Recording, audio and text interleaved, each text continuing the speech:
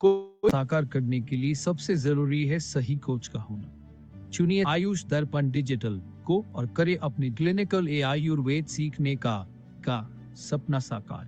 Download the app now.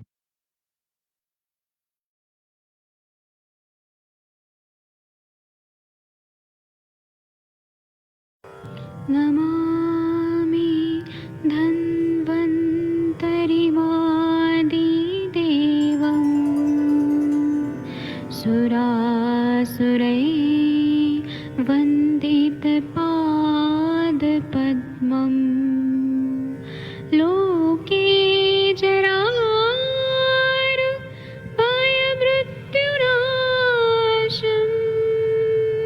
दातारमीशं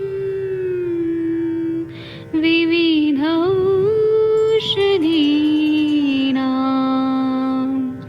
शङ्खं चक्रं जलौकां दधतं मृतघटं चारुतोर्भिश्चतुर्भिः सूक्ष्मस्वच्छादिरुद्यं शुकपरिविलसन् मौलिमं भोजनेत्रम् कालाम्बोदोज्ज्वलाङ्गं कटितटविलसत् चारुपीताम्बराढ्यं वन्दे धन्वन्तरिन्तं निखिलगदमिव प्रौढदावाग्निनीलम्।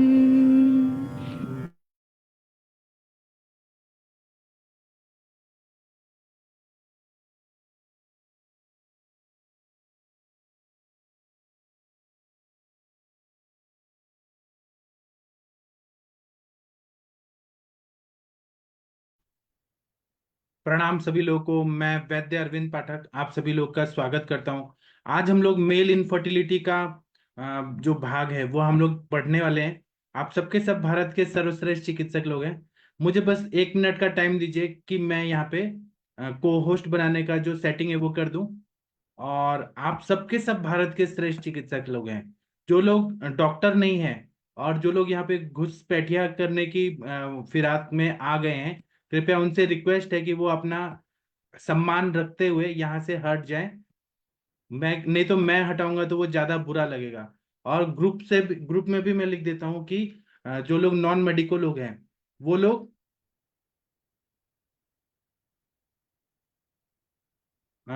जो लोग एमडी जो लोग बीएमएस न किए हैं,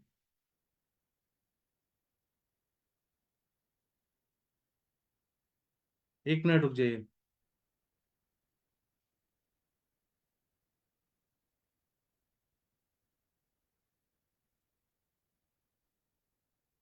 तो मैं आप सभी लोगों से रिक्वेस्ट करूंगा कि जो आयुर्वेद का ज्ञान है ये बहुत ही दुर्लभ और हमारा गुप्त ज्ञान है। यह अपात्र को नहीं देना चाहिए। अपात्र का मतलब है जिन्होंने एनाटॉमी नहीं पढ़ा, फिजियोलॉजी नहीं पढ़ा, 2-3 दवाइयां पढ़ लिया और फिर वो लोग आगे बिना डिग्री के आ गए हैं और बहस कर रहे हैं कि हम देंगे दवाइयां। तो ये इलीगल है। मैं मेरे तरफ से कृपया क्षमा करिए। अगर कोई सिखाना चाहता है तो वो सिखा सकता है, यह सीखना चाहता है वो भी सीख सकता है। लेकिन मेरे से ये नहीं होगा कि मैं किसी को अपना विद्या दूं और वह पेशेंट की जान ले या बीमारी बढ़ाए। मेरे से कृपया क्षमा करिए, मैं ऐसे नहीं अलाउ कर सकता। दूसरा बात है कि हम लोग मेल इनफर्टिलिटी पढ़ रहे हैं, तो अब सबसे इंपॉर्टेंट टॉपिक है आज का सेक्सुअल डिसफंक्शंस। तो सेक्सुअल डिसफंक्शंस को पढ़ना बहुत जरूरी है। इसमें डिजीज फैक्टर्स क्या होते हैं, डायबिटीज और सेक्सुअल डिसफंक्शन का मतलब क्या होता है वो हम लोग देखते हैं। और आयुर्वेद में इस पे बहुत महत्वपूर्ण बातें बताई हैं।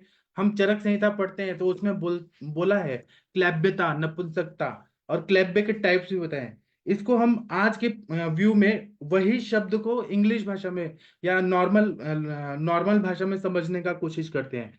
सेक्सुअल डिसफंक्शन का मतलब होता है कि ऐसा प्रॉब्लम जो कोई भी फेज में हो सकता है, सेक्सुअल रिस्पॉन्स साइकिल जो कोई भी इंसान को या फिर हस्बैंड वाइफ कपल को सेटिस्फेक्शन से दूर रखता है जब भी वो सेक्सुअल एक्टिविटी करते हैं।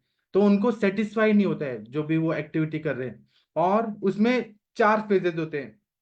सेक्सुअल रिस्पॉन्स साइकिल जो होते हैं उसके 4 फेजेस होते हैं। पहला होता है एक्साइटमेंट। एक्साइटमेंट मेल को भी होता है, फीमेल को भी होता है, उत्तेजना। उसके बाद में होता है प्लेट्यू, जैसे कि पठार होता है तो नीचे से ऊपर जाता है, पीक पे जाता है, वैसे ही प्लेट्यू फॉर्म होता है। फिर ऑर्गेजम। ऑर्गेजम मतलब एकदम परमानंद की अवस्था। फिर होता है रेजोल्यूशन, वहां से फिर वो नीचे आना। जैसे हम पहाड़ पे नीचे से ऊपर चढ़ते हैं, फिर एक पीक पर जाते हैं, फिर नीचे आते हैं। जैसे ग्राफ ऊपर जाते हैं फिर नीचे जाता है। तो यही चीजें अगर नहीं हो पा रही है, क्योंकि मनुष्य शरीर है, मनुष्य शरीर में इंद्रियों का जब मैथुन के वक्त में उत्तेजना होना, एक पीक पे जाना, फिर परमानंद की प्राप्ति होना, और फिर वो नीचे आना, ये प्रक्रिया अगर कहीं ना कहीं डिसफंक्शन हो रही है तो उसको बोलेंगे सेक्सुअल डिसफंक्शन। इसके कॉजेज क्या हो सकते हैं? तो फिजिकल कॉजेज में डायबिटीज होना। डायबिटीज वाले पेशेंट होते हैं उनमें शिथिल्यता आती है, धातुओं में बहुत ज्यादा शिथिलता रहती है, क्योंकि बहुत ज्यादा क्लेद बढ़ा हुआ है। अविल मूत्रता, बहुमूत्रता, सभी धात्वग्नि मंद रहती है वहां पे। तो इंसान ना डायबिटीज में तो एक तो मधुमेह रहता है, तो वहां पे वीक हो जाता है, धातु शयात्मक संप्राप्ति रहती है। आप लोग भी कुछ बोलना चाहते हैं इस टॉपिक पे तो बोल सकते हैं। आप लोगों को बस हैंड रेज करना होगा, यहाँ पे मैंने बोलने का मौका दिया है। और ये साइंस पढ़ना है हमें, ऐसे कोई भी चीज नहीं है कि नहीं पढ़ना है, क्योंकि पेशेंट हमारे पास आ रहे हैं, वो हमारे पास एक्सपेक्टेशन से आते हैं। कोई भी गलत दवाइयां न जाए, क्योंकि सेक्सुअल डिस्फंक्शन पे बहुत सारा वाइग्रा और बहुत सारी गलत सलत केमिकल दवाइयां दिया जाता है, और मेडिकल के शॉप वाले भी देते हैं, जिससे हमारे पेशेंट सफर करते हैं। आप सबके सब चिकित्सक लोग हैं, तो हमें ना बीमारी का इलाज करना है, ये नहीं सोचना है कि ये क्या दिया है वो दिया है, ये क्योंकि शास्त्र है। और वात्स्यायन मुनि ने काम शास्त्र में ये सारी चीजें लिखी हैं। और हमें तो बीमारी को ठीक करना है। तो डायबिटीज की वजह से क्यों होता है? तो मैंने बताया कि धातु क्षय बहुत ज्यादा रहता है, उसमें शुक्र का भी क्षय रहता है, मांस का भी क्षय रहता है, सबका क्षय बहुत रहता है, क्षयात्मक संप्राप्ति रहती है, या आवरण जन्य संप्राप्ति रहती है। आवरण जन्य शुरुआत में रहती है, बाद में धातु क्षयात्मक संप्राप्ति रहती है। इसलिए सेक्सुअल डिस्फंक्शन, नसें कमजोर हो जाती है, तो ये कारण हो गया। दूसरा कार्डियोवेस्कुलर डिजीज, हार्ट में पंपिंग ही इतना अच्छा नहीं होता है कि blood circulation male reproductive system तक जा पाए, और जितना प्रेशर चाहिए वो नहीं होता है, इसीलिए सेक्सुअल डिस्फंक्शन होता है। इसी तरह से न्यूरोलॉजिकल डिसऑर्डर, जैसे कि पार्किंसन डिजीज हो गया, एल्जाइमर्स हो गया, मोटर न्यूरॉन डिजीज हो गया, मल्टीपल स्क्लेरोसिस हो गया, डीमाइलिनेटिंग डिजीज हो गया उसमें, या फिर स्पाइनल इंजुरी हो गया उसमें, न्यूरोलॉजिकल डिसऑर्डर में सेक्सुअल डिस्फंक्शन होता है।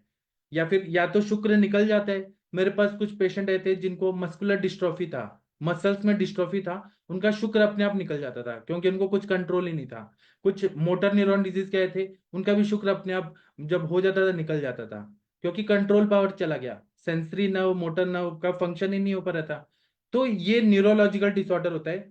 कभी कभी हार्मोनल इम्बेलेंस रहता है, कि जो टेस्टोस्टेरोन लेवल है, एंड्रोजिन्स है, उसका सिक्रीशन नहीं हो रहा, एफएसएच है, follicle stimulating hormone, luteinizing hormone, thyroid का प्रॉब्लम रहता है, उसके वजह से हार्मोनल इम्बैलेंस होने से सेक्सुअल डिस्फंक्शन रहता है। कभी कभी क्रॉनिक डिजीजेस रहते हैं, जैसे किडनी फेलियर का पेशेंट है, सीरम यूरिया क्रिएटिनिन इतना बढ़ा है, उसमें उल्टी आ रही है, उसमें उबकाई आती है, हुरलास होता है, या फिर अल्कोहलिज्म, ड्रग एब्यूज रहता है, एलोपैथी के ड्रग्स ले रहे हैं, या फिर वो जो ड्रग्स ब्राउन शुगर और भांग वगैरह जो ले रहे हैं उसके वजह से भी होता है। इसी तरह से कुछ मेडिसिन का साइड इफेक्ट होता है, जैसे एंटी डिप्रेसेंट, एलोपैथी की दवाइयां, साइकेट्रिक दवाइयां खा रहे हैं उसके वजह से हो सकता है, या फिर कैंसर, इसके वजह से भी सेक्सुअल डिस्फंक्शन होता है।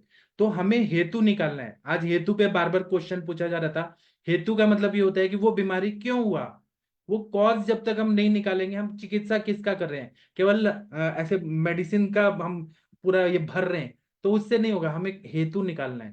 संक्षेपतः क्रिया को निदान परिवर्जनम। तो चिकित्सक लोग का काम क्या है? चिक चिक करना, हेतु निकालना। जब तक हेतु नहीं मिलेगा, पेशेंट एक एक सिटिंग में नहीं बताएगा, दूसरा सिटिंग में बताएगा, तीसरा सिटिंग में बताएगा, जब वो कंफर्टेबल होगा तो बताएगा। लेकिन हमें हेतु निकालना ही निकालना है। जब तक हेतु नहीं निकाल, अभी ऑटिज्म के बहुत सारे बच्चे आते हैं, ऑटिज्म है या फिर बड़ी बड़ी बीमारियां हैं, तो उसमें पता चलता है कि माता ने स्तन ने ही नहीं दिया, अपना दूध नहीं पिलाया। कभी कभी ऐसा होता है कि गर्भोप गर्भोपघातकर भाव का सेवन हुआ है। मतलब जब माता प्रेग्नेंट थी तो उन्होंने कुछ खाया पिया उल्टा पुल्टा, जिससे मस्तिष्क पे असर हुआ, तो ऑटिज्म हुआ है। ये सारा चीज हमें शुरू से, या फिर उसको मीजल्स हुआ, चिकन पॉक्स हुआ, स्मॉल पॉक्स हुआ, मेनिंजाइटिस हुआ, फीवर आया, उसको सप्रेस करने की दवाई दी, ये सब हमें हेतु निकालना पड़ता है। इसी तरह से सेक्सुअल डिस्फंक्शन के कुछ हेतु मैंने यहाँ बताए हैं, लेकिन और भी कॉज हो सकते हैं। ट्रॉमेटिक कोई कॉज होता है, अपनी गर्लफ्रेंड से शादी नहीं हुआ, माइंड पे बहुत अफेक्ट हुआ, और फिर किसी और से शादी हुआ जिसको वो पसंद नहीं करता था लड़का, तो उसको क्लैब्यता आएगी, मानसिक क्लैब्यता आएगी, वो नहीं करना चाहता अपने पार्टनर से। ये भी कारण हो सकता है। इसी तरह से साइकोलॉजिकल कॉजेज रहते हैं, जैसे वर्क रिलेटेड स्ट्रेस और एंजाइटी रहता है। काम का बहुत ज्यादा लोड रहता है, इंसान को बहुत ज्यादा स्ट्रेस रहता है, प्रेशर रहता है, कंपटीशन है, उसकी वजह से सेक्सुअल डिस्फंक्शन रहता है। या एंजाइटी, कोई घबराहट रहती है मन में कि मैं ये क्यों करूं, वो क्यों करूं, एंजाइटी भी कारण रहती है। एंजाइटी ये काम सेक्सुअल फंक्शन के वजह से भी हो सकती है, या अपने लाइफ में भी एंजाइटी का बहुत सारे कॉज हो सकता है। या फिर concern about sexual performance, sexual performance में कर पाऊंगा कि नहीं कर पाऊंगा, बाहर निकल जाएगा, मेरी वाइफ क्या सोचेगी, और अगर मेरा निकल गया तो वो मुझे गालियां देगी, अपमानित करेगी। ऐसे बहुत सारा कंसर्न रहते हैं सेक्सुअल परफॉर्मेंस का, इसलिए वो पहले ही उसका निकल जाता है, सेक्सुअल डिस्फंक्शन हो जाता है। या फिर मैरिटल और रिलेशनशिप प्रॉब्लम, वो कंपेटिबल नहीं रहते हैं हस्बैंड वाइफ। हो सकता है कि वाइफ बहुत ज्यादा पढ़ी लिखी हो, बहुत ज्यादा फैशनेबल मॉडल मॉडर्न हो, या फिर वो बहुत गंवार हो, मतलब वो कंपेटिबल नहीं रहते हैं। लड़का बहुत हाई फाई पढ़ा लिखा है और बहुत, तो अगर उनमें प्यार नहीं है और वो शादी हो गया, अरेंज मैरिज हो गया, या फिर लड़के को पता चला कि मेरी वाइफ के बहुत सारे लफड़े थे पहले, मतलब पहले ही उसके बहुत सारे रिलेशनशिप थे, तो कंपेटिबल नहीं होते हैं। लड़का का कुछ अलग सोच रहता है, अलग संस्कार रहते हैं, लड़की के कुछ अलग रहते हैं। तो ये रिलेशनशिप प्रॉब्लम रहता है, या मैरिटल प्रॉब्लम रहता है। कभी डाउरी हरासमेंट का प्रॉब्लम है, कभी लड़की ने कंप्लेंट कर दिया, लड़की ने पुलिस स्टेशन में सबको बुलाया 498 लगा के, आईपीसी 498 लगा के, तो वो अपने वाइफ से करने में कंफर्टेबल नहीं फील करेगा। ऐसे बहुत सारे कारण होते हैं। फिर डिप्रेशन, किसी ना किसी वजह से, पैसे का या कोई चीज का अटैचमेंट रहता है, वो चीज नहीं मिला लाइफ में, करियर का या फिर जॉब का, किसी ना किसी तरह से डिप्रेशन, ये भी सेक्सुअल डिस्फंक्शन का एक हेतु होता है। फिर feelings of guilt, feelings of guilt मतलब वो करना चाह रहा है लेकिन उसको अंदर ही अंदर कुछ ऐसी चीजें हैं कि उसको गिल्ट फील हो रहा है, ये भी कारण हो सकता है। या effects of A past sexual trauma, जैसे कि सेक्सुअल ट्रॉमा हुआ। मैं एक केस बताता हूँ। मेरे को एक पेशेंट लड़की ने मैसेज किया था आज से 4 साल पहले, कि उनकी शादी हुई थी, तो सेम कास्ट था, और लड़का लड़की को बहुत पसंद करता था, तो उनका love marriage plus arrange marriage हुआ था। लेकिन जब उसने सेक्सुअल एक्टिविटी शुरू किया लड़के ने, तो वो लड़की का जो था वो सूचीमुखी योनि वापस जो बोला है, मतलब निडल लाइक ऑरिफिस ऐसे था, तो सेक्सुअल एक्टिविटी कर ही नहीं सकता था। तो उसने क्या किया, गुस्से में फ्रस्ट्रेशन निकालने के लिए उसने लड़की को बहुत मारा पीटा, और फिर क्या किया कि वहां पे नेल पॉलिश का जो बॉटल होता है वो अंदर घुसा दिया वजाइना के थ्रू, वजाइना में। तो वो लड़की को इतना पेन हुआ, इतना पेन हुआ, वो भाग के रोते रोते पुलिस स्टेशन गई कि मुझे इतना, वो मेडिकल चेकअप हुआ तो पता चला कि नेल पॉलिश का बॉटल घुसाया हुआ है। फिर पुलिस है उसको पकड़ के ले गई। अब वो लड़की का डिवोर्स हुआ, सब पति को जेल वगैरह होने के बाद। फिर जब उसको ये हुआ, मतलब दूसरा शादी हुआ लड़की का, तो वहां पर फिर ये बहुत बड़ा प्रॉब्लम हो गया कि मतलब उन लड़की को इतना सेक्सुअल ट्रॉमा था, जो पास्ट सेक्सुअल ट्रॉमा था, तो उसके लिए बोला, डॉक्टर ने बोला कि हम आपका सर्जरी करके जो वजाइनल ओरिफिस है उसको हम ठीक कर देंगे, आप चिंता मत करिए। लेकिन वो ट्रॉमा की वजह से वो दूसरे हस्बैंड के साथ नहीं कर पाए, जबकि उसका हस्बैंड अच्छा था। तो वो सेक्सुअल डिस्फंक्शन का प्रॉब्लम होता है, जो यहाँ पे पास्ट सेक्सुअल ट्रॉमा होता है, सेक्सुअली किसी ने अब्यूज किया। अभी कुछ दिन पहले ये आया था कि बिहार में या कहीं, तो एक लड़की गर्लफ्रेंड थी, तो उसका बॉयफ्रेंड ना बार बार सेक्सुअल ये मांग रहा था, बहुत मांग रहा था। तो लड़की ने गुस्से में क्या किया कि चाकू से उसका पेनिस काट के वॉशरूम में डाल के कोमोड फ्लश चला दिया, तो उसका कट गया। तो इसके वजह से बहुत सारे लड़कों में ऐसे ऐसे डर पैदा हो गया कि मेरी वाइफ या मेरी पार्टनर ने ऐसा कर दिया तो क्या होगा, काट दिया या कुछ ऐसे ट्रॉमा कर दिया, ऐसे जो रहता है ना मन पे आघात, जो कमजोर मन वाले रहते हैं, ऐसे बहुत सारे हो सकते हैं, मैं थोड़ा ही बता रहा हूँ।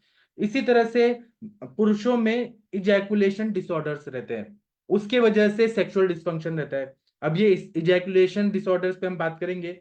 इरेक्टाइल डिसफंक्शन रहता है, इरेक्शन ही नहीं होता है। या फिर inhibited hypoactive sexual desire disorder, मतलब रिड्यूस लिबिडो, जिसमें लिबिडो ही नहीं होता, सेक्सुअल डिजायर ही नहीं होता है, मेंटली भी नहीं होता, फिजिकली भी नहीं होता है। ये कारण हो सकते हैं, तो सेक्सुअल डिस्फंक्शन होता है।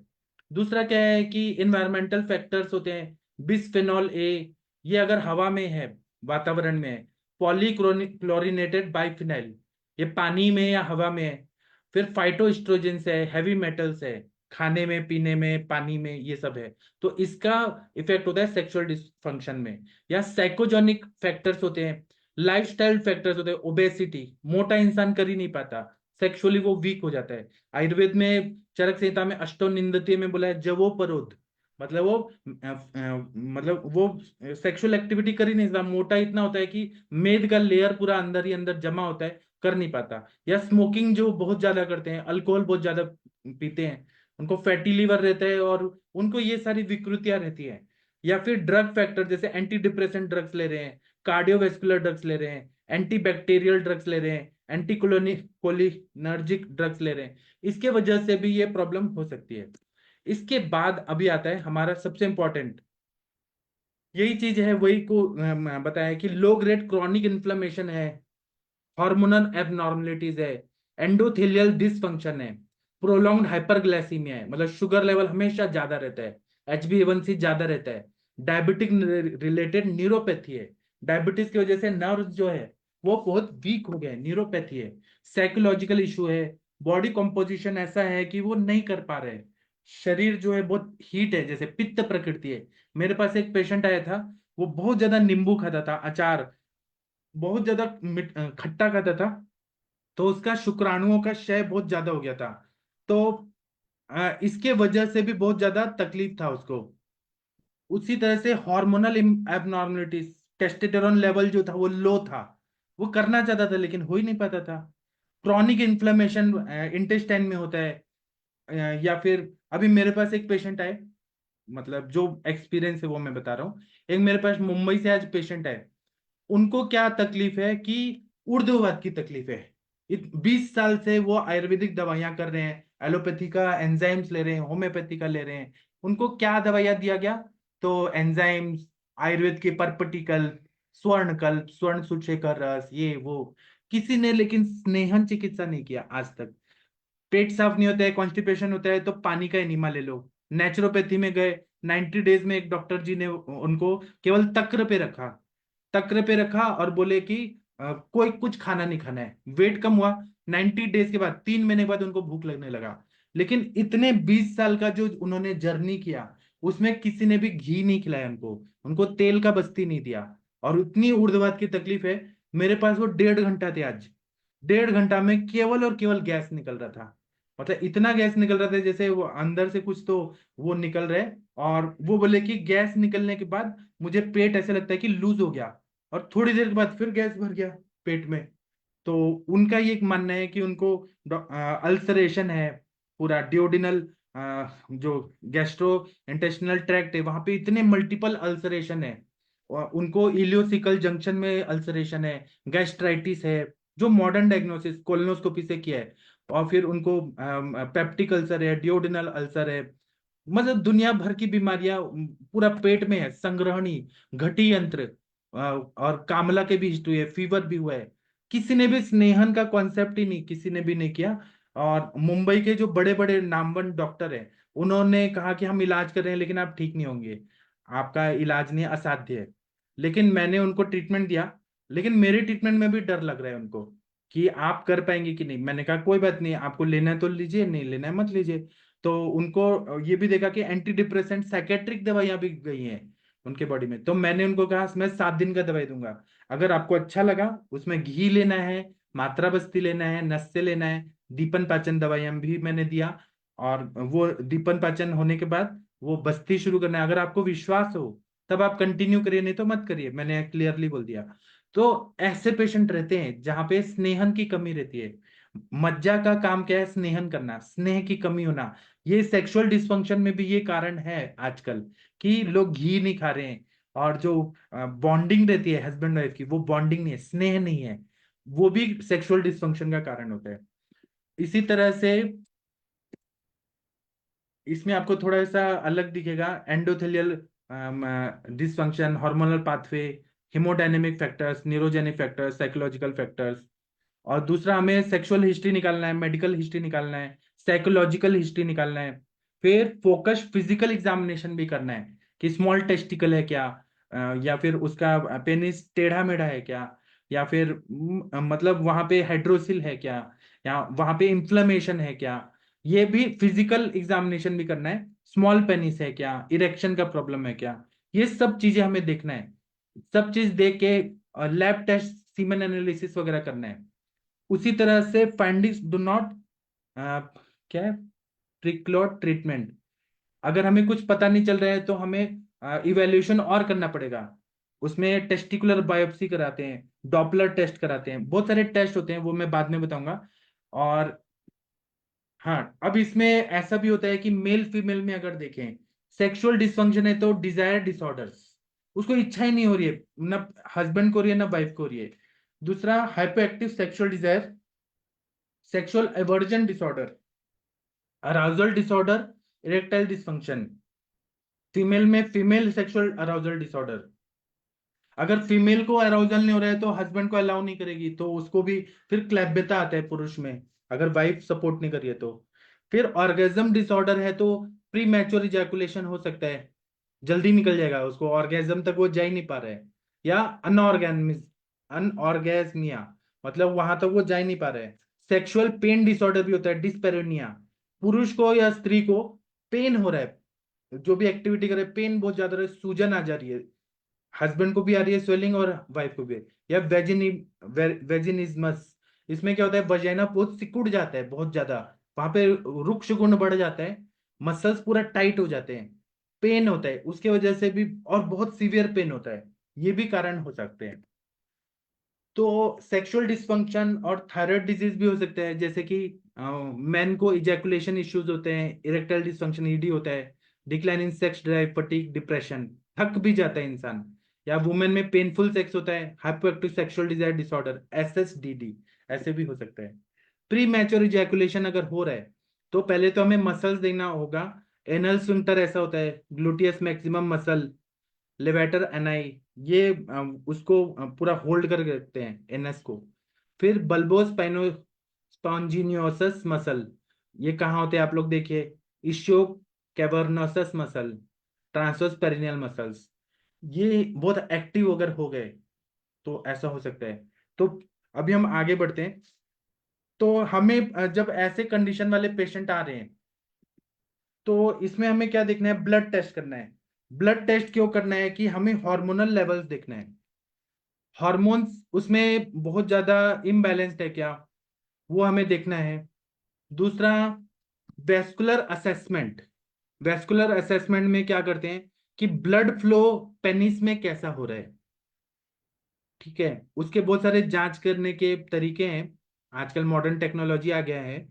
तो पेनिस में ब्लड सर्कुलेशन, ब्लड फ्लो कैसा हो रहा है, उसको इवेल्युएट किया जाता है।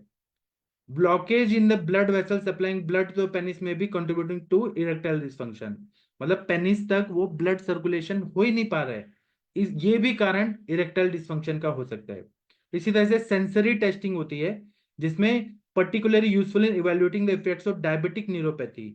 नर्व डैमेज हुआ है क्या, तो उसमें सेंसेशन नहीं आएगा। Sensory testing measures the strength of nerve impulses in a particular area of the body, मतलब स्ट्रेंथ देखना है, नर्व इंपल्सेस जो जा रहे हैं वो कैसा हो रहा है, वो देखने का बहुत सारा स्टडी होता है। उसी तरह से nocturnal penile tumescence essence and rigidity testing, मतलब रात को उसका इरेक्शन हो रहा है क्या, नेचुरली सोने के समय पे इरेक्शन हो रहा है क्या, या मॉर्निंग इरेक्शन हो रहा है क्या, वो टेस्ट होता है। तो ये प्रॉब्लम जो इरेक्टाइल प्रॉब्लम्स होते हैं वो फिजिकल हो सकता है या साइकोलॉजिकल कॉजेस हो सकता है। अब आ रहा है इजैकुलेशन डिसऑर्डर्स। किसी किसी इंसान को प्री मैच्योर इजैकुलेशन हो जाता है, प्री मैच्योर इजैकुलेशन मतलब जल्दी निकल जाना, जल्दी उसका शुक्र निकल जा रहा है। तो इसके 3 टाइप होते हैं। प्री मैच्योर इजैकुलेशन होता है, या फिर प्री मैच्योर, वो अभी करना चाह रहे उसके पहले ही निकल गया। जैसे केले के छिलके पे इंसान फिसल गया तो तुरंत ही गिर जाता है, उसको रोक नहीं सकता। एक बार पैर पड़ा, फिसलना शुरू हुआ तो फिर वैसे ही एक बार प्रेशर आया, शुक्र वेग आया तो निकल ही जाएगा। ये प्री मैच्योर इजैकुलेशन होता है, मैच्योर के पहले, प्री मैच्योर। दूसरा है डिलेड और इम्पेयर्ड इजैकुलेशन। डिले होता है, बहुत टाइम लगता है, या इम्पेयर्ड, वो इजैकुलेट ही नहीं हो पाता है। या रेट्रोग्रेड इजैकुलेशन, इसके बारे में आज हम लोग विस्तार से पढ़ेंगे। अभी आयुर्वेद के हिसाब से इजैकुलेशन डिसऑर्डर रहता है, मतलब मेल इनफर्टिलिटी में हम लोग बहुत सीरियस टॉपिक पे बात कर रहे हैं।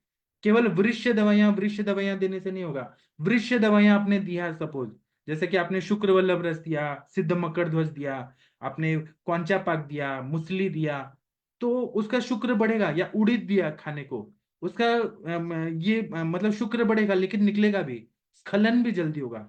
तो फायदा क्या हुआ? आप टैंक भर रहे हो, टैंक लीक हो जा रहा है, तो वो फायदा क्या हुआ? हमें हमें पूरा स्टडी करना है पेशेंट का। तो इसमें हमें देखना है कि शुक्रगत वात है क्या।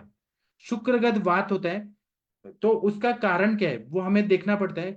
वायु का प्रकोप इतना ज्यादा है कि प्री मैच्योर, और वो स्पर्म जो है ना वो बहुत पतला हो गया है, पानी की तरह हो गया है। तो उसका हिस्ट्री हम निकालते हैं। तो पेशेंट बहुत पॉर्न वीडियोस देख रहा है, मास्टरबेशन की हिस्ट्री है, रोज 2 बार 3 बार कर रहा है।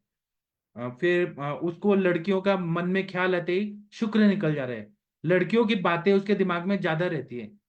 तो ये शुक्रगत बात।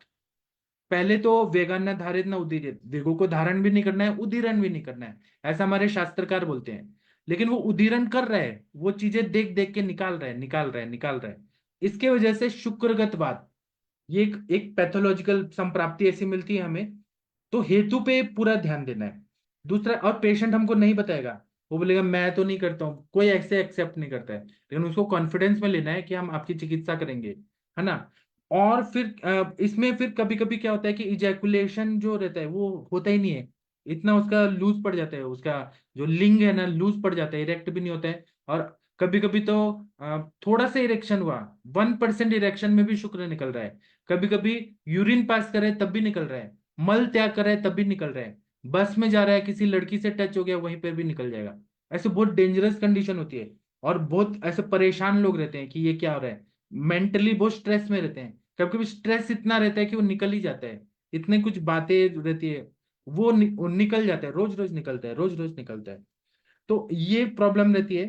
तो चरक चिकित्सा स्थान 28 में जो योनि व्यापत की चिकित्सा है, उसमें स्त्रियों का योनि व्यापत बता के बाद में पुरुषों पे आते हैं चरकाचार्य जी। तो वो क्या बोल रहे हैं? शुक्रगत वात के लिए बोल रहे हैं कि शिप्रम मुंचति बन्नाति शुक्रम गर्भवम अति अपवया। मतलब जो शुक्र जल्दी निकल रहा है, जल्दी मुंचन हो रहा है, वो शुक्र जो है वो अल्पवयीन संतानों को उत्पन्न करता है, मतलब दुर्बल संतानों को उत्पन्न करता है। ये इस पे कंसर्न है चरकाचार्य जी का कि ऐसा जो है, जो जल्दी शुक्र निकलता है बहुत खतरनाक है। मतलब वो जो क्षिप्रम मुंचति बन्नाति, मतलब प्री मैच्योर इजैकुलेशन को ही संस्कृत में बोला है उन्होंने। तो इसमें हमें वायु का जो गति है, चल गुण है, वो बहुत ज्यादा बढ़ गया, ऐसा संप्राप्ति में हमें पता चलता है। तो उसमें हमें ये देखना है कि वायु कितना बढ़ा हुआ है, वो हमें एनालिसिस करना है। शुक्र पतला है क्या कि गाढ़ा है? वो स्फटिक मणि के जैसा होना चाहिए, गाढ़ा होना चाहिए, थिक होना चाहिए। और मन का कैसा उसमें रोल है, मन उसका दुर्बल हो गया क्या? जब ओज क्षय होता है बहुत ज्यादा, तो इंसान बहुत ज्यादा डरता है, घबराता है, उसको हर चीज में भय लगता है। तो मन मानसिक उसका क्या कंडीशन है, शुक्र का कैसा है, कंसिस्टेंसी, विस्कोसिटी कैसा है, और वायु कितना प्रकोपित हुआ है, ये हमें देखना पड़ता है। तो हमें साइको न्यूरो सेक्सुअल एक्सिस जो है, माइंड और साइको न्यूरो नर्वस सिस्टम और सेक्सुअल एक्सिस जो है, जैसे स्त्रियों में रहता है pituitary hypothalamus, hypothalamus ovarian axis, HBO axis जो रहता है, वैसे पुरुषों में साइको न्यूरो सेक्सुअल एक्सिस, ये कितना उसका स्ट्रांग है या वीक है। मन में ख्याल आते ही शुक्र निकल जा रहा है, बस 1 सेकंड 2 सेकंड में शुक्र नहीं, मतलब उसका जो ये एक्सिस है, साइको न्यूरोसेक्सुअल एक्सिस है, बहुत ही वीक है। इसके वजह से भी ये प्रॉब्लम होता है। उसी तरह से वायु अगर स्वनिदान से प्रकोपित है, जैसे रात्रि जागरण हो रहा है, अति मैथुन हो रहा है, बहुत ज्यादा ट्रैवलिंग हो रहा है, बहुत ज्यादा रुक्ष चीजें खाए जा रहे हैं, बहुत ज्यादा शोक है, बहुत ज्यादा काम है, काम शोक भयात वायु, तो स्वनिदान से या फिर मनोअभिघात से ये रज और तम गुण बहुत ज्यादा बढ़ गए हैं। और सत्व गुण जो है, मन का जो सत्व गुण है वो कम हो गया है। तो ये साइकिक स्फीयर जो है हमारा, उस पर अफेक्ट करेगा। और ये सारा चीज संचय अवस्था जो है, वायु की संचय अवस्था आ जाती है, वो पूरे संस्थान में संज्ञा व मनोवा पे आ जाती है। और दूसरा क्या है कि रुक्ष चीजें बहुत ज्यादा खाई जा रही हैं, लघु चीजें, विषद और खर गुण बहुत ज्यादा बढ़ गया है शरीर में। तो चल गुण बहुत ज्यादा बढ़ेगा। वो पूरा मेल रिप्रोडक्टिव सिस्टम में रुक्ष गुण, लघु गुण, विशद गुण, खर गुण बढ़ गया है। स्नेह चीज जा ही नहीं रहा, दूध ले ही नहीं रहे वो, दूध में भी मलाई वलाई नहीं ले रहे वो इंसान, ना उसको बस्ती दिया गया है, और रात्रि जागरण हो रहा है, अति मैथुन हो रहा है, तो चल गुण बहुत ज्यादा बढ़ गया है। ये कारण होता है। जो वायु है, अपान वायु है, वो अफेक्ट हो रहा है, तो वो कोई भी धातु में वो जा सकता है और उसके कर्म को वो तकलीफ दे सकता है।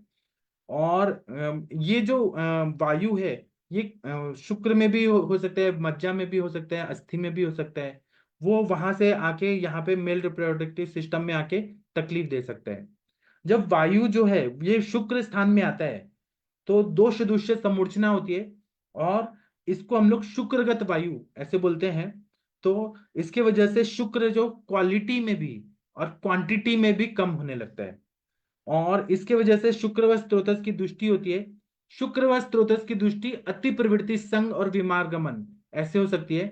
अति प्रवृत्ति मतलब अर्ली इजैकुलेशन, संग मतलब डिलेड इजैकुलेशन, बदनाति संगम चिराम धार्यते, मतलब वो रुक के आती है, डिले होती है, बहुत टाइम लगता है।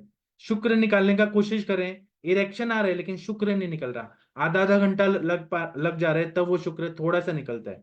तो यहाँ पे संग है। और विमार्गमन मतलब रेट्रोग्रेड, वो उल्टे डायरेक्शन में जाके उल्टा जा रही है, वो रेट्रोग्रेड इजैकुलेशन पे बाद में बात करेंगे।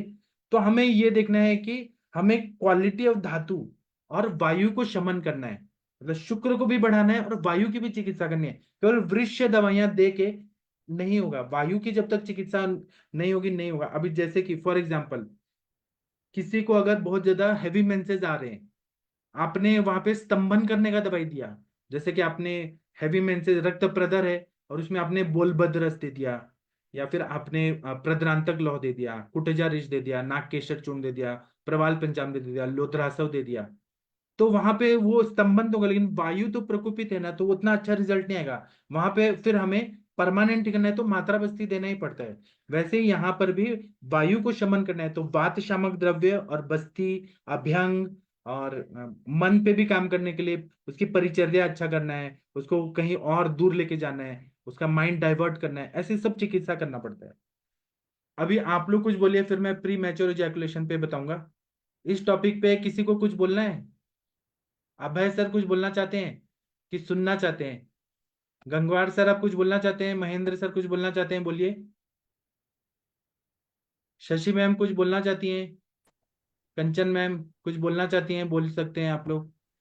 सर प्रणाम इसमें सर। निम्न की हाँ, प्रकार बताए हैं, उसमें 6 प्रकार बताए जो आपने बता दिए, वो वही है सब। मानसिक है, अपथजन्य है, अतिविवाह रूप है, अपघात जन्य है, सहज है, ब्रह्मचर्य है। मानसिक में वही आते हैं, मन को आघात हो या फिर स्त्री से प्रेम नहीं करे, द्वेष आदि कराए। और अपथ में जैसे अपन के प्रैक्टिकल में देखते हैं, जो नींबू का बहुत ज्यादा प्रयोग करते हैं, अति में कटु, अम्ल और लवण का, उनकी भी इस तरह की स्थिति हो जाती है। एक कोई चोट वगैरह लग जाए उससे भी हो जाता है।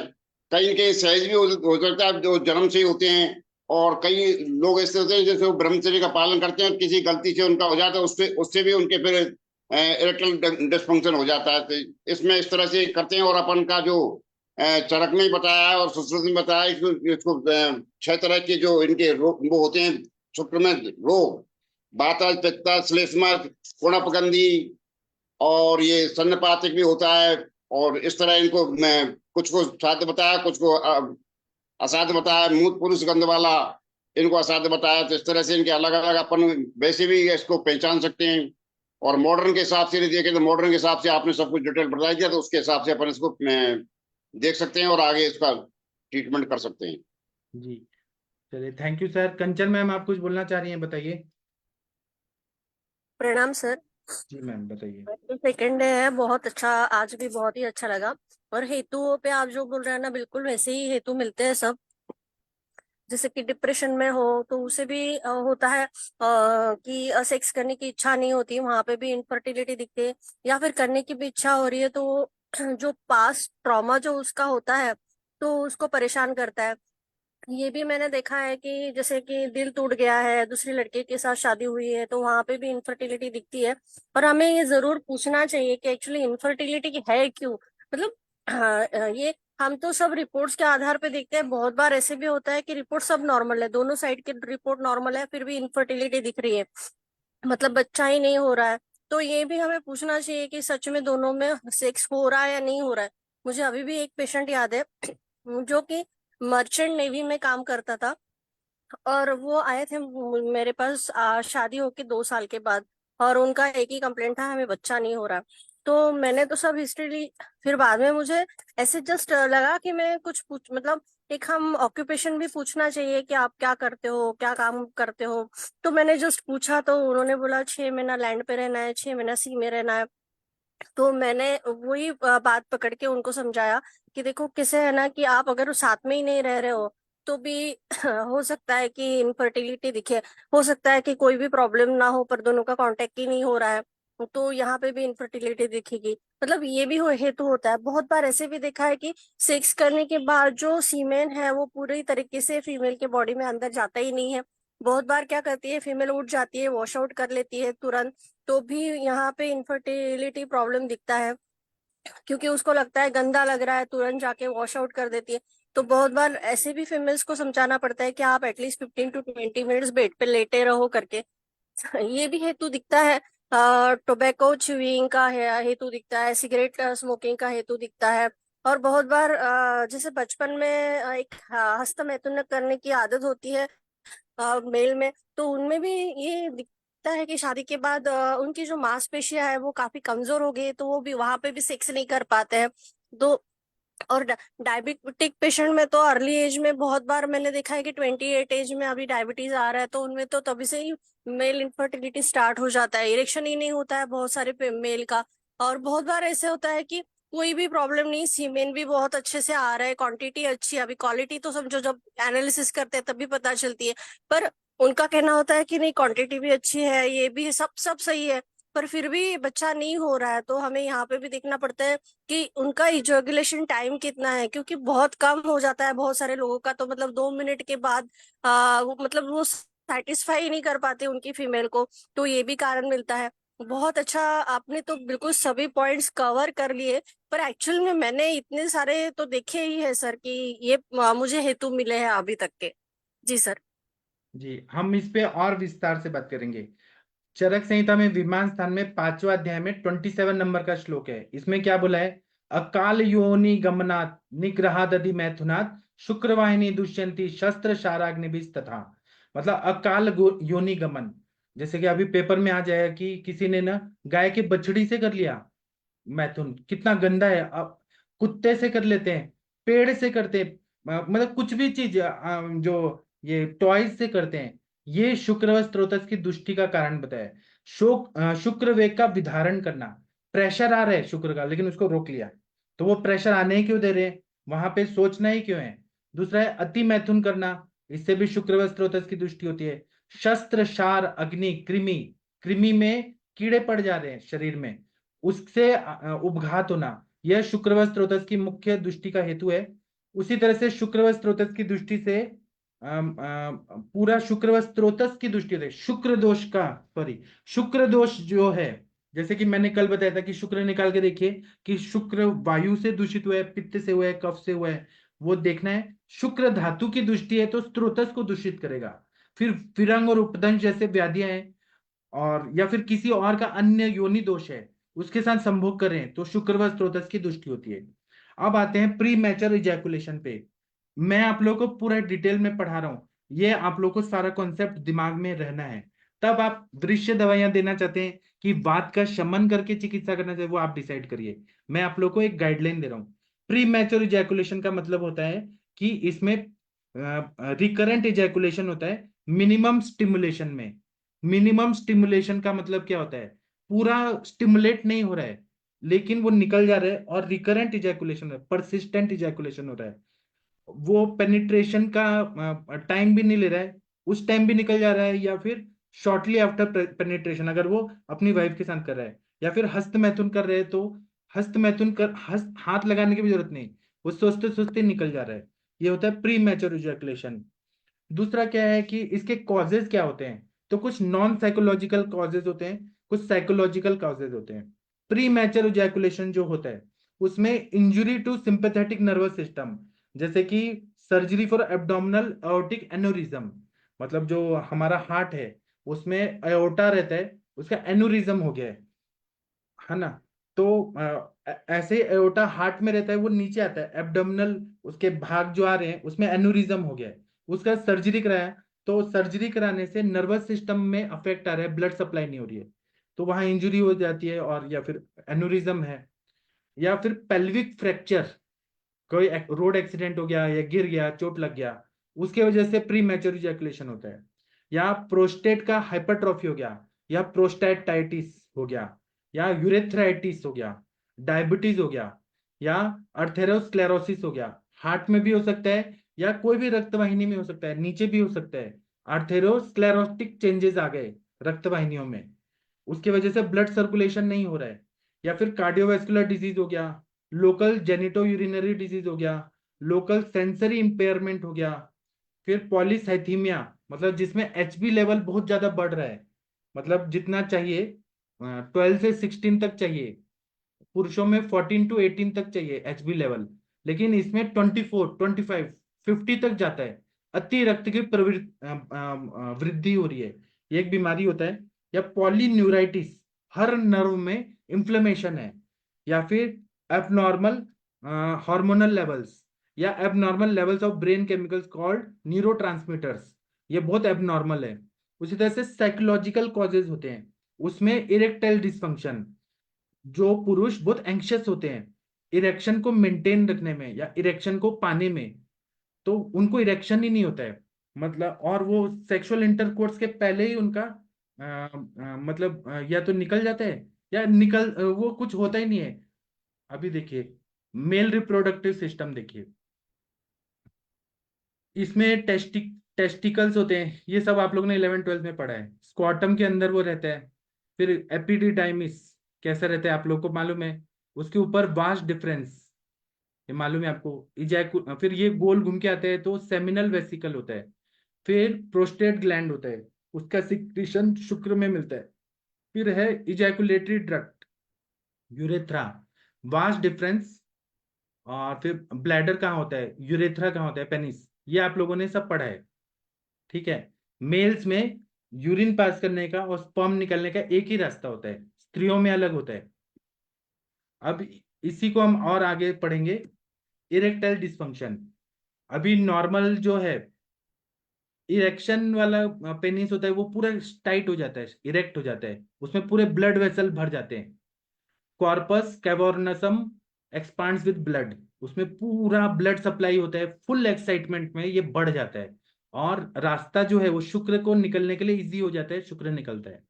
अगर नॉर्मल अगर देखें तो पेनिस कैसे नॉर्मल रहता है, ब्लड वेसल्स कैसे हैं, कॉर्पस कैवर्नसम ऐसे है, टेस्टिकल, ये सब आप लोग को मालूम है। अब इरेक्टाइल डिसफंक्शन में क्या होता है कि वो मतलब उसका जो इरेक्शन है वही नहीं हो पाता है, उसमें कुछ भी नहीं आता है, ताकत ही नहीं रहती है, ब्लड सर्कुलेशन भी नहीं होता है। उसी तरह से कुछ लोगों को एंग्जाइटी रहती है, जिनको प्री मैच्योर इजैकुलेशन होता है उनको एंग्जाइटी बहुत ज्यादा रहती है, सेक्सुअल परफॉर्मेंस कर पाएंगे कि नहीं कर पाएंगे, या फिर और भी कोई और इश्यू है क्या, उसके वाइफ के साथ नहीं पटता है, एंग्जाइटी है, जो भी चीज हो रहा है। रिलेशनशिप प्रॉब्लम होता है कि वो सेटिस्फाई नहीं हो पाता है, खुद भी नहीं होता है और दे भी नहीं पाता है। तो ये कारण होते हैं। मतलब वाइफ भी सपोर्ट नहीं कर रही है, वाइफ का इच्छा ज्यादा हो रहा है या कम हो रहा है, तो रिलेशनशिप प्रॉब्लम होते हैं। गिल्टी फीलिंग और सिचुएशन, जिससे सेक्सुअल एनकाउंटर्स होते हैं तो वो गिल्ट फीलिंग होती है। कभी कभी जैसे किसी ने रेप कर दिया, किसी का रेप किया, तो उसके दिमाग पे असर रहता है कि मैंने कुछ गलत काम किया है। जब वो अपनी वाइफ के साथ करेगा तो उसको गिल्ट फीलिंग होती है। ये भी कारण होता है प्री मैच्योर इजैकुलेशन का। उसी तरह से life long pre mature ejaculation जो रहता है लाइफ लॉन्ग, उसमें पेनिट्रेशन के पहले ही वो निकल जाता है, डिले इजैकुलेशन होता है, या फिर निगेटिव पर्सनल कॉन्सिक्वेंसेस जैसे स्ट्रेस, फ्रस्ट्रेशन, सेक्सुअल इंटीमेसी को वो हटाना चाहता है, वो नहीं करना चाहता। कुछ होता है सेकेंडरी प्री मैच्योर इजैकुलेशन, जिसमें बहुत life long pre mature ejaculation होता है और उसमें इजैकुलेटरी प्रॉब्लम रहता है। दूसरा तो इसको भी जो आयुर्वेदिक पर्सपेक्टिव से देखेंगे, प्री मैच्योर इजैकुलेशन पे पहले बात करते हैं, फिर आगे इरेक्टाइल डिस्फंक्शन पे करेंगे। प्री मैच्योर इजैकुलेशन जो होता है ये भी शुक्रगत वात होता है। इसमें चल गुण बढ़ा है अपान वायु का, और शुक्र धातु का दौर्बल्यता होता है, मनोविघात होता है। तीन चीजें हमेशा याद रखिए, अपान वायु की दुष्टि, अपान वायु में चल गुण बढ़ा है, शुक्र का दौर्बल्यता है, क्षीण शुक्र है या क्षयात्मक अवस्था में, मनोविघात होता है। तो हमें तीनों चीज को डिफ्रेंशिएट करके या साथ में हमें चिकित्सा करना पड़ता है। तो सेक्सुअल फंक्शनिंग अगर एक्सीलेंट करना है तो फिजिकल स्ट्रेंथ भी चाहिए, मेंटल स्ट्रेंथ भी चाहिए। तो इसके लिए बल्य दवाइयां, मेद्य दवाइयां, वृक्ष और वाजीकरण दवाइयां, तो बल पूरे बॉडी को भी बल बढ़ाना है। मेद्य दवाइयां मन पे काम करती हैं, तो फिजिकल और मेंटल स्ट्रेंथ भी बढ़ाना है। और वृक्ष भी दवाएं, शुक्रगत बात है तो शुक्र की दौर्बल्यता को हमें देखना है। तो शुक्र कर द्रव्य, शुक्र वृद्धि कर द्रव्य हमें देना है, और वातहर चिकित्सा, दोनों चिकित्सा करना है। तो बहुत सारे पंचकर्मा बस्ती दिया जाता है। चरक चिकित्सा स्थान 30 में 145 नंबर के श्लोक में बोला है, यह वायु को अपने अपने स्थान पे लेके आता है। और वृष्य, बल्य, वातहर, मेध्य और शुक्र स्तंभक दवाइयां देनी पड़ती है प्री मैच्योर इजैकुलेशन में। तो इसमें अग्निदीपन, पाचन, स्त्रोतोशोधन और वाजीकरण औषधियां देनी है स्टेप बाय स्टेप। पहले ही वाजीकरण नहीं देना है, पहले दीपन, पाचन, अनुलोमन ये देके, और स्त्रोतस का शुद्धि होना चाहिए, फिर वाजीकरण देना है। तो इसके लिए अकल करादभि चूर्ण, नागवल्यादि चूर्ण, यष्टि मधु चूर्ण, विदारी चूर्ण, जातिफल चूर्ण, अश्वगंधा चूर्ण ये देना है। फिर पूर्ण चंद्रोदय, चंद्र प्रभावटी, वसंत कुसुमाकर रस ये देना है। लेह कल्पना में जातिफलादि लेहम, कोकिलाक्ष लेहम, इक्षुरादि लेहम ये देना है। घृत कल्पना में अश्वगंधादि घृतम, वृहत छागल्यादि घृतम, बस्त्यांत अश्मंत घृतम ये सब देते हैं हम लोग अवस्था के हिसाब से। आसव वरिष्ठ में हम लोग चंदन आसव, नारिकेल आसव देते हैं। जाति शीर कषायम, तिल गोक्षुर का हम शीर पाक देके या बकरी का दूध देते हैं, उससे फायदा होता है। एक्सटर्नल एप्लीकेशन में चंदन आदि का तेल का लगाते हैं, अश्वगंधा वचा दूध के साथ मिक्स करके मेढ्र पे लगाते हैं। तो अश्वगंधा और वचा लगाते हैं ना दूध में, जो लेप है उससे प्री मैच्योर इजैकुलेशन में बहुत अच्छा फायदा होता है। वहां पे स्ट्रेंथ बढ़ती है अश्वगंधा और वचा से, मतलब जो पेनिस है ना उसके मसल्स, जो कॉर्पस कैवर्नसम है ना उसको ताकत मिलती है, तो प्री मैच्योर इजैकुलेशन रुक जाता है। इसी तरह से प्रॉपर काउंसलिंग करना भी बहुत जरूरी है। अगर जो पेशेंट है हमारा, मेल पेशेंट है, उसको अगर हम अच्छे से समझाएंगे तो उसको हर बात समझ आती है। बहुत सारे ये बातें डॉक्टर खुद शर्माते हैं कि हम कैसे बात करेंगे। डॉक्टर को नहीं शर्माना है, वो व्याधिग्रस्त है, पेशेंट है, दुखी है, तो उसको हमें काउंसलिंग करना है कि कोई बात नहीं, अगर हो जाता है तो इसका हम चिकित्सा करेंगे, लेकिन आप वो चीजों से दूर रहो। जैसे अब पुरुष है तो पुरुष वाले चीजें काम करना है, जैसे स्पोर्ट्स चैनल देखना है, WWF देखिए, क्रिकेट देखिए, ड्राइविंग करिए, या फिर मतलब ऐसे जगह पे जाइए, आध्यात्म में जाइए, या फिर दौड़िए रोज सुबह उठ के, सुबह जल्दी उठिए, पेट साफ हो जाएगा तो आपका ये प्रॉब्लम सॉल्व हो जाएगा। मन को डाइवर्ट करना है, उस तरफ ध्यान ही नहीं देना, अब जो हो रहा है उसको इग्नोर करना है अगर हो रहा है तो। ऐसे हमें काउंसलिंग करना है। दूसरा क्या है कि मानस मित्र वटिका देना है, जो हैप्पी हार्मोन सीक्रेट करता है, उसमें जो द्रव्य है मानस मित्र गुटिका बहुत अच्छा रहता है। नस से देना है, जिससे मन में एंग्जाइटी है वात का शमन हो। फिर उसके बाद शोधन करते हैं, तो शोधन में अनुवासन बस्ती, यापना बस्ती देते हैं। यापना बस्ती से क्या होता है कि यापन बस्ती शोधन भी करता है, ब्रीहण भी करता है, धातुओं को भी बढ़ाता है। तो जैसे मधुघृत यापना बस्ती चरक सिद्धि स्थान में 12th चैप्टर में 14-15 नंबर का श्लोक है। इसमें शहद है 200 ml, सेंधा नमक 15 ग्राम, स्नेह द्रव्य में बस के अश्मांतघृत 200 ml, मुस्ता का कल्क 30 ग्राम, मांस रस 400 ग्राम, मतलब ये टोटल मिला के 900 ml। इसको हम जब देते हैं तो मधुघृत यापना बस्ती से प्री मैच्योर इजैकुलेशन 100% ठीक होता है। ऐसा रिसर्च भी है, एमडी स्टडी है, बहुत सारे पेशेंट इससे लाभान्वित होते हैं। ये आप लोगों को कोई कॉलेज में नहीं बताएगा कि जो स्टडी है, लेकिन मुझे मालूम है, मैं जो भी चीज से पढ़ा रहा हूँ ये मैं आप लोगों को दे दूंगा पीडीएफ में, जो आप लोगों को काम आएगा। ऐसे डेटा है, 5-6 हजार लोगों पे रिसर्च किया गया है कि मधुघृत यापना बस्ती से प्री मैच्योर इजैकुलेशन ठीक हो जाता है। उसी तरह से हम लोग इसमें शालीषष्टिक चावल है, उसको दूध के साथ खिलाते हैं। वृक्ष खाना देना है, आहार में भी हमें अच्छा चीज देना है, जैसे दूध देना है, घी देना है, शहद देना है, डायबिटीज नहीं है तो शुगर देना है ना। उसी तरह से जो श्रीखंड होता है, श्रीखंड से भी मन को आह्लादन मिलता है। श्रीखंड देना है जिसमें चीनी है, दही है, फिर शहद है, मरीच है, इलायची है, तुगाक्षरी है। इससे जो हम श्रीखंड दे रहे हैं उसके साथ शालीषष्टिक चावल और घी ये अगर देना तो उसका ये प्री मैच्योर इजैकुलेशन बहुत काफी हद तक ठीक हो जाता है। पेशेंट हमारा बोलता है कि हाँ मुझे फायदा हुआ। अब आप लोग कुछ बताइए, प्री मैच्योर इजैकुलेशन पे आपका क्या है मत? अभय सर कुछ बोलना चाहेंगे इस पे? वीना मैम कुछ बोलना चाहेंगी?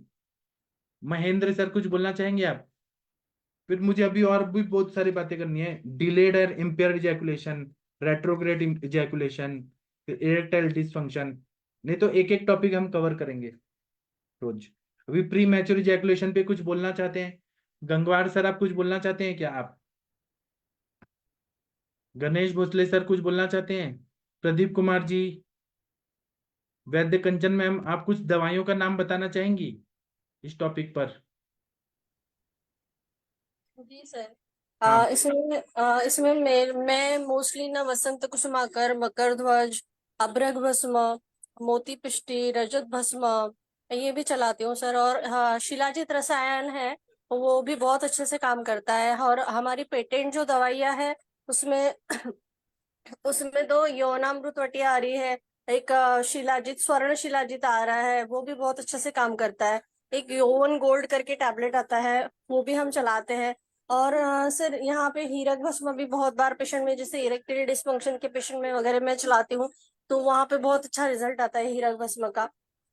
और सबसे पहले तो जो हेतु है हमें वो हेतु पे भी काम करना पड़ता है सर। ये वृक्ष दवाइयाँ बहुत सारी है, पर जैसे कि प्री मैच्योर है या फिर या ये प्री मैच्योर है तो हमें, आपने जैसे बताया कि ये हो सकता है कि अति प्रवृत्ति हो रही है, तो अति प्रवृत्ति हो रही है तो उसका खान पान कैसे है वो देख के भी हमें करना बताना पड़ता है। खाने पीने में भी बहुत बार हमें जैसे उड़द की दाल है या फिर एग्स है, या जो नॉनवेज खाते हैं उनको नॉनवेज के हिसाब से उनको बताना पड़ता है। या फिर हमें डेट्स वगैरह के बारे में, जैसे अखरोट है या फिर अंजीर है, तो ये भी बहुत अच्छे से वृक्ष काम करती है।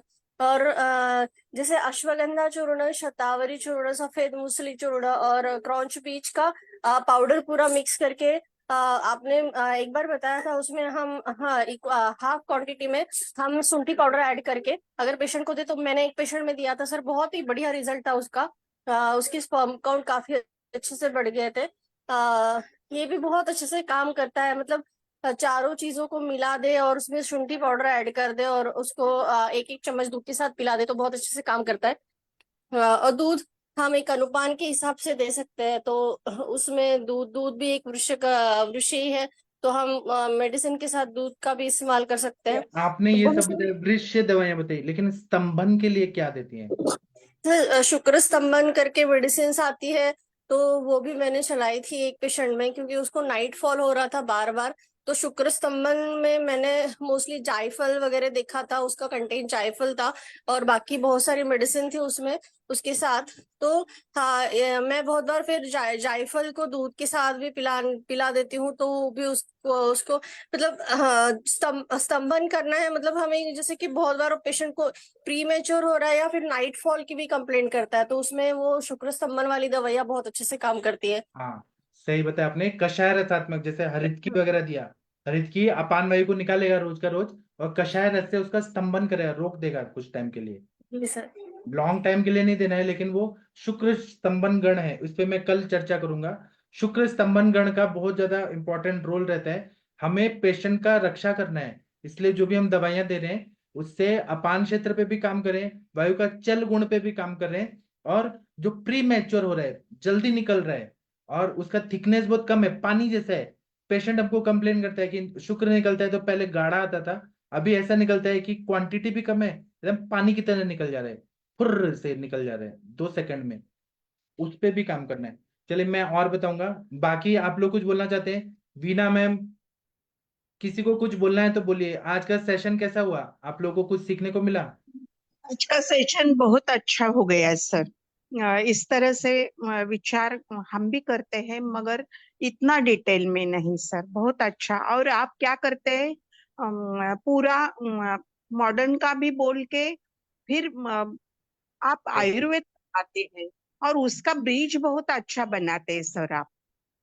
जी। तो क्या है ना, बहुत अच्छा ध्यान में आता है सब चीजें। क्या है और ना, आपके पास पेशेंट आएंगे तो वो सब हाँ जगह से घूम फिर के आएंगे, एलोपैथी सेक्सोलॉजिस्ट से लेके आएंगे। तो हाँ आप जो दवाइयां देंगे उनको समझ तो है कि आप क्या ट्रीटमेंट दे रहे हैं। आप बस अपनी भाषा में बोलेंगे हम कौनचा पाक देंगे, मुस्ली पाक देंगे, ये तो वो हाँ तंबू वाले डॉक्टर भी देते हैं। फिर आप में और उनमें क्या फर्क है? बरोबर है। जी। करेक्ट। हाँ बोलिए। बस स्टैंड का बस्ती कभी दिया है आपने? हाँ मैंने दिया है, बनाया नहीं है लेकिन मैंने दिया है। उससे स्पर्म मोटिलिटी, स्पर्म काउंट बढ़ता है। अच्छा। तो मेरा अभी एक पेशेंट है, तो वो बस स्टैंड वो मटन नॉनवेज वाले के पास मिलता है? नहीं, वो घी बनाना पड़ता है ना, सिद्ध करना पड़ता है।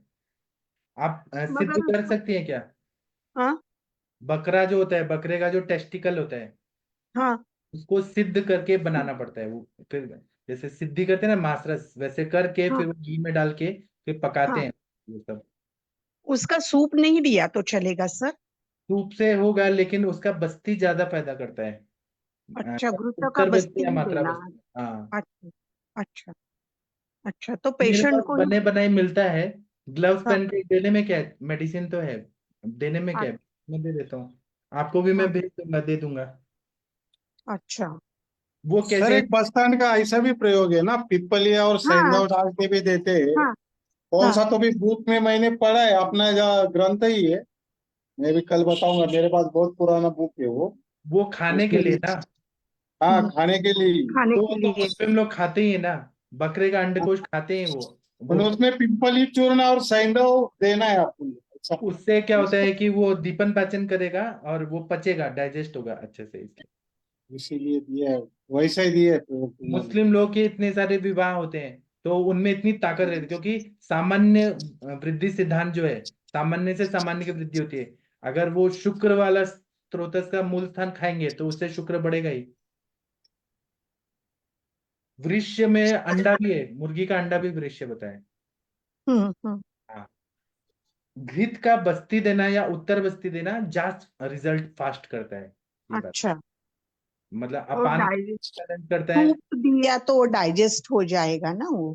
हाँ, डाइजेस्टिव सिस्टम से टाइम लगेगा ज्यादा। टाइम लगेगा, बस्ती दिया तो। इमीडिएट काम होता है। मगर ऐसे शुक्र वृद्धि ज्यादा हुई तो समाज घातक नहीं है वो? अभी जो शुक्र चल रहा है वृद्धि सब। ज्यादा हुई, हाँ देखिए, शुक्र वृद्धि ज्यादा हुई तो अगर वायु का प्रकोप है तो फिर उसका माइंड डिस्टर्ब है तो उसको नहीं देना है हमें। हाँ जो जैसे गलत माइंड सेट वाला है, उसको हम क्यों देंगे? इसलिए तो सेलेक्ट करना है पात्र ये अपात्र। सर्दी और खांसी का ही दवा दिया। एक बार क्या हुआ, मेरे पास एक पेशेंट आया, वो बोला मुझे ईडी है, वो है वो है। एक बार अपनी वाइफ को लेके आया, उसके बाद में वो अपनी गर्लफ्रेंड को लेके इंजेक्शन आया। दिया था उस दिन? क्या वो नहीं लिया था ना? तब किसी से बात कर रहे हैं? अच्छा, तो ना फिर वो गर्लफ्रेंड को लेके आया किसी को, कि ये मैडम का डिवोर्स केस चल रहा है, ये मेरी गर्लफ्रेंड है। और वो गर्लफ्रेंड को भी बच्चे थे, और वो उनकी जो गर्लफ्रेंड थी ना, वो मुझे मैसेज करके धमका रही थी कि आप ईडीओएल दो, इनको ज्यादा दो। मैंने कहा मैं क्यों दूं? तो वो बोली मैं आपको ये देख लूंगी, वो देख लूंगी, वहां पे ये वो। तो हमें गलत जगह नहीं करना है, हमें परिवार नहीं फोड़ना है, मतलब अनैतिक कार्य नहीं करना है, कितना भी लोग प्रेशर डालें। अभी मुझे यहाँ से मैसेज आया कि आप ऐसे क्यों बोल रहे हो कि नॉन मेडिकल लोग चले जाओ, हम ग्रुप बंद कर देंगे, हम आपका लेक्चर नहीं होने देंगे। तो मैं क्या डरता हूँ क्या? अगर बंद करना है कर दे, मैं क्या ऐसे मैं गलत चीजें थोड़ी ना प्रमोट करूंगा। धमकी अगर कोई दे रहा है, कोई ऊंचे स्थान पे है, हम पे ऊपर है, तो वो हमको धमकाए तो धमकाए, डरने का क्यों है?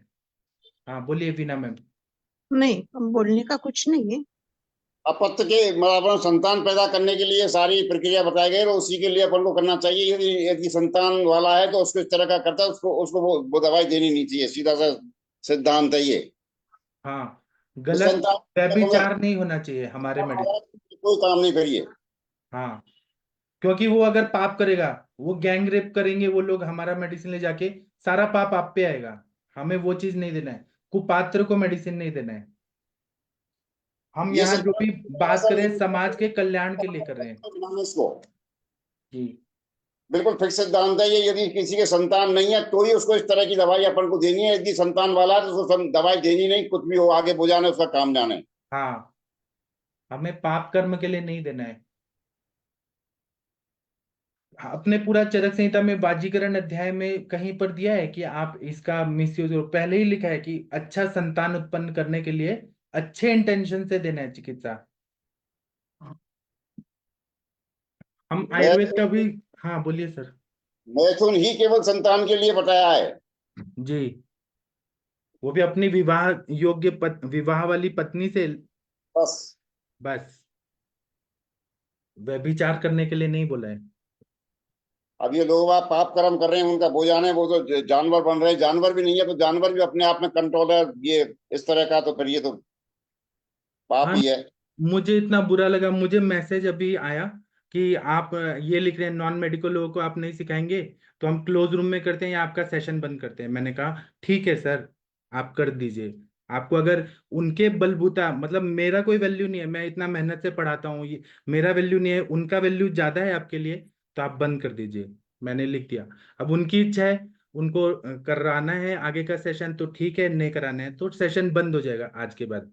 फिर आप लोग अब चिंता मत करिए। नहीं होगा साहब, ऐसी ऐसी कोई दिक्कत नहीं है। ऐसा होगा तो पुलिस वगैरह सारा कुछ है अपने पास, ऐसी कोई व्यवस्था थोड़ी है। इतना इतना कैसे कोई बंद करवा देगा? अपन नाजायज काम थोड़ी कर रहे हैं कोई, कि अपन उल्टा सीधा कोई काम कर रहे हो, नाजायज काम कर रहे नहीं हो। तो वो उनका ये प्रेशर है, कोई बंद करवा देता? जिनका प्लेटफॉर्म है उनका प्रेशर आ रहा है ना, कि अच्छा आपको सबको पढ़ाना है। मुझे इस बात का बुरा लग रहा है, जिनका अच्छा प्लेटफॉर्म है उन्होंने मैसेज किया। अच्छा। इस बात का मुझे बड़ा बुरा लग रहा है कि वो मुझसे गलत काम कराने के लिए प्रेशर दे रहे हैं कि आपको पढ़ाना ही है सबको।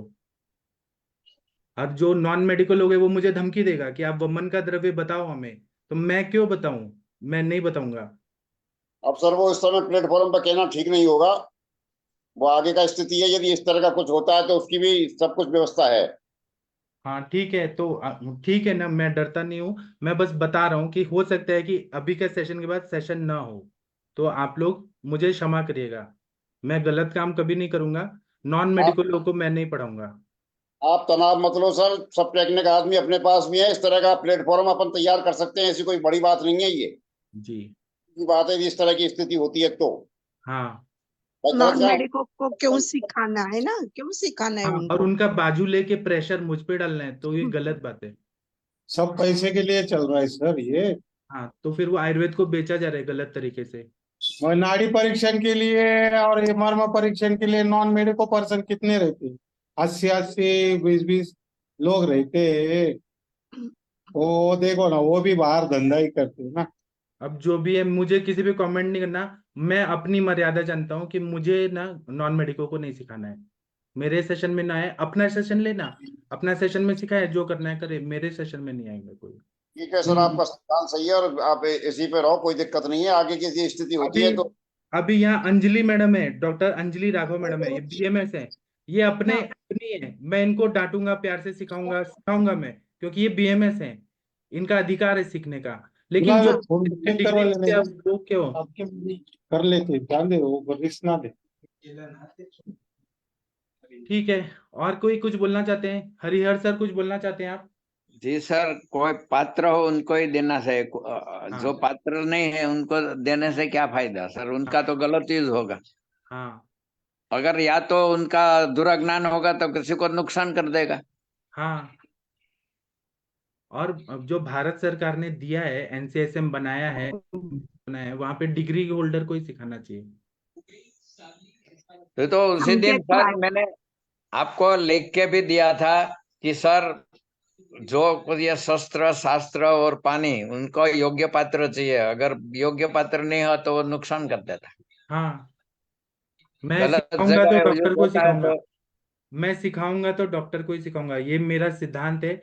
अगर नहीं सिखाने दिया जाएगा तो मैं दुखी नहीं हूँ, कोई बात नहीं, मैं कहीं कोई और रास्ता निकाल के सिखाऊंगा तो डॉक्टर ऐसा को। हो तो सब मान लो कि कितना ये आयुर्वेद का कॉन्सेप्ट चल रहा है, अगर आप भी कोई अलग अपने तरीके से कर सकते हैं, आपको कोई डराते हैं तो। हाँ वही तो मैं। आपको दुखी नहीं होगा सर, ये आयुर्वेद का नुकसान होगा, इसलिए आयुर्वेद का नुकसान नहीं होने देंगे जी और कोई दूसरा इस तरह की व्यवस्था करके रहेंगे हम, यदि इस तरह की स्थिति आती है तो। जी, देखते और हैं हम आगे क्या क्या होता है। ट्रैक बढ़ाएंगे क्या? ट्रैक सर, को बढ़ाएंगे?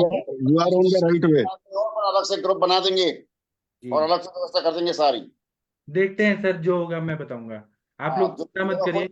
अपन अपना अपना काम कर रहे हैं, अपन गलत काम नहीं कर रहे, सबसे बड़ी बात ये है। जी सर, आपका बात सही है। ठीक है, तो मैं Sir, अभी you- सेशन, हाँ बोलिए सर, बोलिए। Sir, you are on the right way. Don't हाँ worry. हाँ जी सर। बस यही कहना है मेरा। आप खुद चाहेंगे कि किसी डिप्लोमा फार्मेसी से इलाज कराना चाहेंगे क्या आप खुद? सर आप Never, चाहेंगे? never, तो फिर आप never ऐसे क्यों possible. प्रमोट कर रहे हैं? खुद क्यों प्रमोट कर रहे हैं, वो भी 500 रुपए के लिए? क्यों ऐसा कर रहे हैं? नहीं करना चाहिए सर। हाँ ठीक है सर, अभी कोई बात नहीं, आगे का क्या होता है अभी पता चल जाएगा। ठीक है, थैंक यू सर, मैं अभी सेशन बंद। थैंक यू, प्रणाम सभी लोग को। अब 9 बजे मिलेंगे, अगर अलाउ किया गया तो 9 बजे मिलेंगे, नहीं तो फिर हम बाद में बात करेंगे। Thank you.